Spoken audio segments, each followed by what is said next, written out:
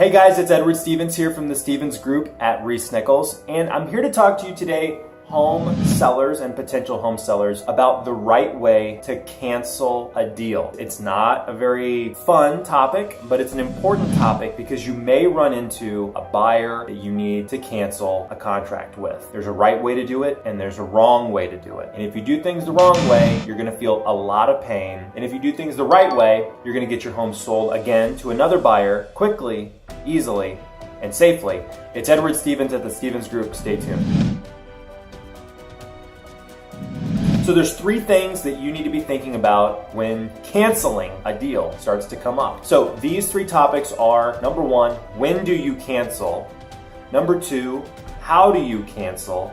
And number three, what do you do after you cancel? So I'm going to cover each one of these in detail right now, starting with when do you cancel? What are the trouble signs? What are the red flags? And listen, if you've ever bought or sold a home before, and especially since I'm talking to you, the home seller, if you've sold a home before, you know that it's not always smooth sailing every single time. There might be a speed bump or a hiccup in the deal. That is not what we're talking about. That's not necessarily a red flag. These are some things that you should really cancel if you start to run into. And in my own experience, they're unsolvable. The first one relates to buyer financing. So if you find out the buyer cannot obtain financing, if they have been declined or denied financing, that is a serious problem. Even though they may have presented a pre-approval letter to you in the beginning of the deal before you accepted the contract, they still have the ability to not get a loan, and you should strongly consider canceling that deal. Now, can they go get another lender's pre-approval letter and maybe work the deal with another lender? Sure. I'm not saying it's a totally unsolvable problem, but if you are the seller and you've got a hot property and you're trying to sell it to this particular buyer, out of all the offers and all the people, you selected this buyer and now this buyer can't get financing, more than likely you have a ability in the contract to cancel because of that, and I strongly recommend you talk with your agent about doing so. It's the single biggest red flag out of all of them, most likely to kill the deal.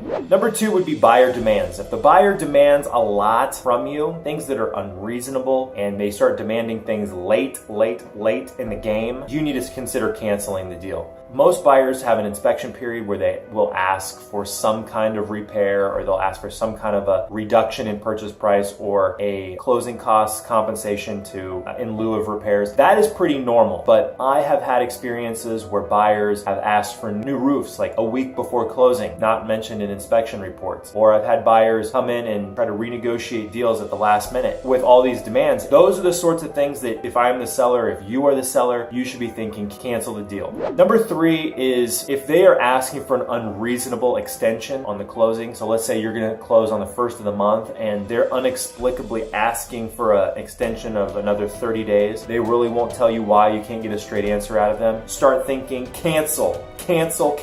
Because if you're not canceling during these signs and you start to bury your head in the sand like an ostrich, you're not going to feel good when 2, 3, 4 weeks go by and the buyer's still not able to close. Take it from my experience. These are not things that you want to have a lot of delay in doing. Act quickly. And talk to your listing agent, of course. Next, I want to talk to you about how to cancel. Very, very simple. There's a cancellation form that Kansas City, KCRAR, and all your real estate agents around the metro are going to have. And it's just a quick one-page form. It just says date that the contract was signed, buyer, seller, and then you're going to say, I want to cancel the contract, and you're going to have to answer the question of whether the earnest money goes to the buyer or whether it's going to be received by you or whether it's going to be split. A lot of times people will, if you're the seller and you're canceling for a legitimate reason that, like say, the buyer is not able to perform, you, the seller, are going to try to maintain that earnest money or at least split it with the buyer for your time and effort in the deal. A lot of times the buyer is going to agree with you. Sometimes they don't, and it ends up in arbitration or it ends up in court even, as the two people kind of battle it out with earnest money. I would like to tell you though, that's kind of a rarity. Most of the time people are going to be able to resolve their differences in a civil way without having to go and fight over earnest money. And most people can admit when they're wrong. Most buyers can too. So if they're not able to perform, they're going to lose their earnest money. And that's how it goes if justice is really served.